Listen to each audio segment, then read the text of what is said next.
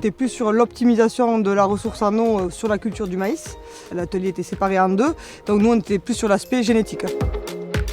Alors du coup, on a reparlé de la gamme DK Optimo qui a été lancée il y a 12 ans maintenant, qui présente beaucoup d'avantages. On va marquer un gain important en rendement dans les bas et moyens potentiels, mais on est aussi capable d'aller faire de hauts niveaux de rendement avec ces variétés. Et ensuite, donc, il y a un deuxième aspect plutôt stabilité des performances, quel que soit le type de sol, les conditions pédoclimatiques et l'année.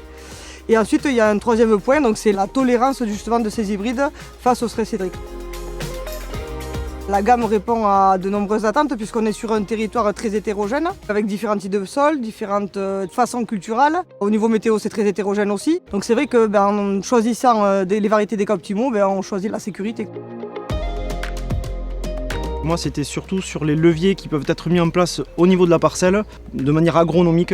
Il y a donc les bandes enherbées, ça peut être des techniques culturales spécifiques comme du strip-till, ça peut être des techniques simplifiées sans labour. La mise en place d'éléments au milieu de la parcelle, c'est-à-dire une grande parcelle par exemple avec un petit peu de dévers, peut-être mettre une bande enherbée sur le travers pour éviter l'écoulement de l'eau. Et après il y a d'autres choses pendant le cycle cultural comme du binage et qui se font alors sporadiquement ou ponctuellement.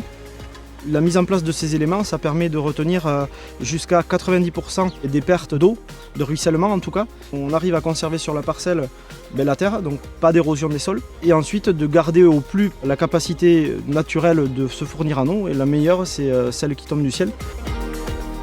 Toutes les choses qu'on a proposées, en fait, c'était des choses qui étaient connues des agriculteurs. Ils sont sensibles, oui, parce qu'il y en a certaines qui sont obligatoires de par la législation. Et ça les touche directement, puisque sans eau, de toute façon, il n'y a pas de possibilité de produire. Donc c'est vraiment des sujets qui sont sensibles pour les agriculteurs et qui les touchent directement.